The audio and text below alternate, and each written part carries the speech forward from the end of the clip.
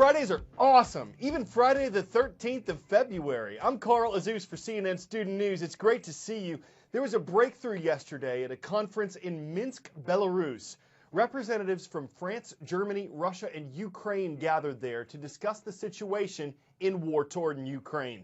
The result of the talks, a ceasefire agreement. Fighting in Ukraine is scheduled to end on Sunday. The Ukrainian government and the separatist rebels fighting it are set to pull back their heavy weapons, release all hostages and illegally held prisoners, and start discussing elections in two areas controlled by rebels who support Russia. International officials are optimistic about the agreement, but parts of it are similar to a previous ceasefire made last September, which fell apart. In another part of Europe, a verdict announced in the trial of the captain of the Costa Concordia. If that doesn't sound familiar, this should look familiar. It was a cruise ship sailed too closely to the rocks near a Tuscan island 3 years ago. 32 people died in the accident, and on Wednesday night, a judge announced that Captain Francesco Schettino was guilty of causing a maritime disaster, multiple counts of manslaughter, and abandoning ship when people needed help. His penalty, 16 years in prison and court costs. Time for the shout-out. In the U.S. Congress, what kind of vote is required to override a presidential veto? If you think you know it, shout it out. Is it a simple majority in Senate, simple majority in House and Senate, 3/4 vote in House, or 2/3 vote in House and Senate? You've got 3 seconds. Go.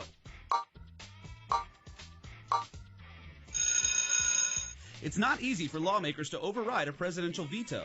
That requires a 2/3 vote in both the House and the Senate. That's your answer, and that's your shout-out. A president can veto, refuse to sign any bill, preventing it from becoming law. And President Obama's expected to veto a piece of legislation just passed by the Republican-controlled Congress. The law would authorize construction of the Keystone XL pipeline. The president has threatened to veto it. He believes the decision should be made by the executive branch, and the State Department's still reviewing the project. Several polls have indicated most Americans support building the pipeline. A handful of Democrats in Congress joined Republicans in voting for the law, but neither chamber's expected to have the 2/3 majority required to override a likely presidential veto. So what's the pipeline all about? The Keystone XL pipeline extension would stretch about 1,200 miles, most of it in the United States, from Alberta, Canada, down to Nebraska. There are lots of pipelines out there, some of which would connect with this. So why all the fuss about this extension?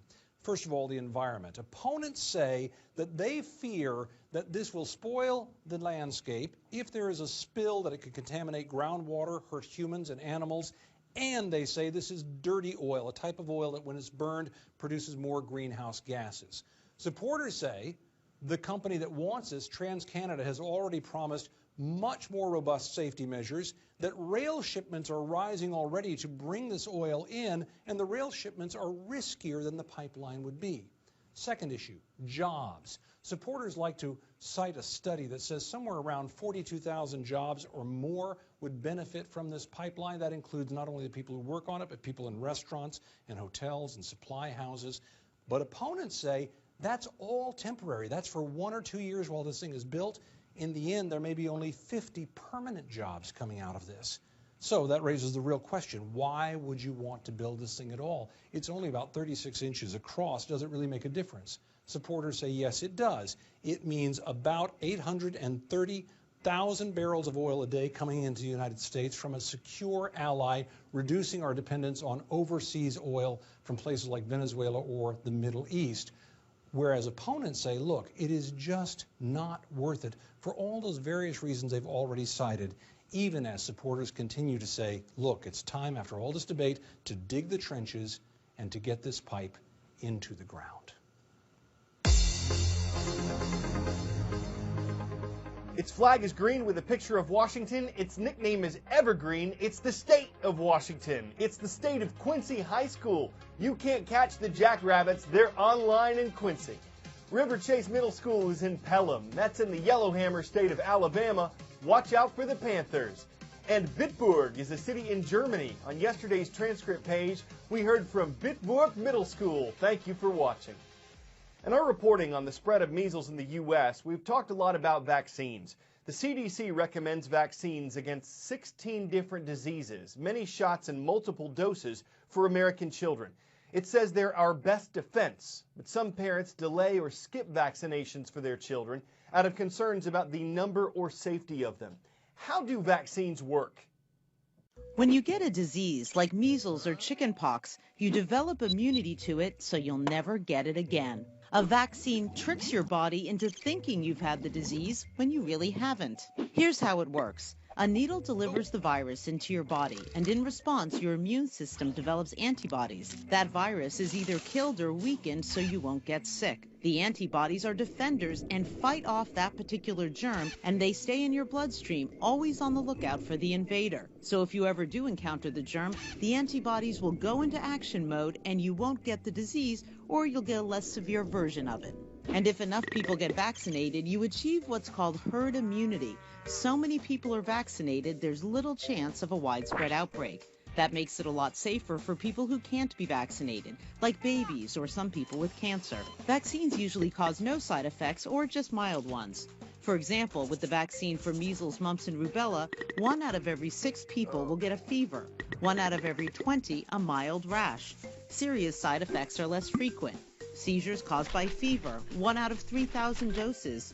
A serious allergic reaction, 1 out of 1,000,000 doses. And according to the Centers for Disease Control, deafness and permanent brain damage have been reported after the MMR vaccine, but it's so rare it's hard to tell whether those are caused by the vaccine or by something else. Just ahead of Valentine's Day this weekend, we're bringing you 5 things to know about the holiday. But one thing we'll say right off about this report, you're going to love it. First, the name St. Valentine's Day was probably named after a Christian priest who was martyred in the 3rd century. There were a few people named Valentine, though, so it's hard to be sure. Second, the tradition. Valentine's Day became associated with romance in the 1300s. Today, more than 60% of American adults say they celebrate. Third, the Valentines. Commercially printed cards appeared in the U.S. in the mid-1800s. Europe started at least 100 years before that. 150 million cards and gifts are sent each year in America. Fourth, what gifts? 36 million heart-shaped boxes of chocolate, according to History.com. 257 million roses, according to AboutFlowers.com. Valentine's Day is the #1 holiday for florists. And fifth, the money. The National Retail Federation expects Americans to spend almost $19 billion on the holiday. Men will drop about $190 on average, women about $96, but you can't put a price on love. We may be near Valentine's, but we could have showed you this near Halloween. It looks like a decrepit, run-down, vacant witch's house that's falling apart. It's actually a lived-in landmark in Beverly Hills. It was first built in Culver City, California in 1920 and used as a movie studio office and dressing room. A producer moved it to Beverly Hills in 1924, and it's been a private home ever since. It's not for sale, and it's hard to say what it's worth. Whether it's buyer beware or buyer bewitched, hard to say which unless you're a witch, in which case the witch's place is the place in which to lay your broom. That's a state of things. We will be off Monday. There's no show for President's Day. We hope to see you Tuesday with CNN Student News returns.